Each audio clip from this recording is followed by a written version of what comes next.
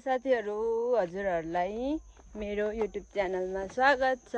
आज चाहिँ हामी बुढाबुढी मिलेर यहाँ सुँगुर खोर बनाएको छौँ। सानो सुँगुरहरु राख्नलाई म चाहिँ चारो उतै अलिकति काट्न जाँदैछु। चारो काटेर सुँगुरको बच्चाको लागि चारो पकाउनलाई यहाँ काटौँ कि भनेको। छनु त छरै छ अलिअलि त चारो। मैले त अलिक उतातिर हेरेर आउँछु। उता त हेर्नु न साथीहरु, इस्कुसको मुन्टा मैले अस्ति कहिले यहाँ टिपेको। हाम्रो भटमासको बोट हो यो चाहिँ।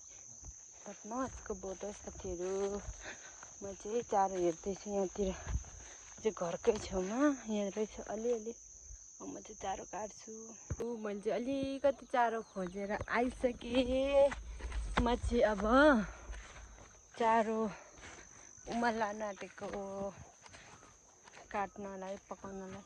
हाम्रोतिर त्यो डोलले यस्तो दामी फलिरहेछ।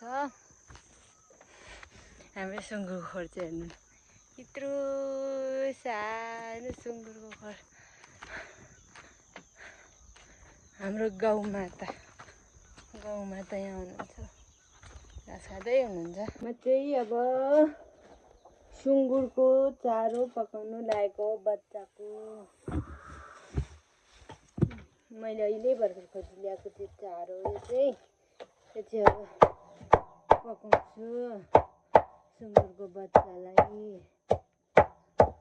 हाम्रोतिर चाहिँ घि बक्खु हुसु मात्रै लाग्छ, जहिले पानी मात्रै पर्नु खोज्छ। तपाईँहरूकोतिर कस्तो छ? आजको लागि यति नै, बाई बाई।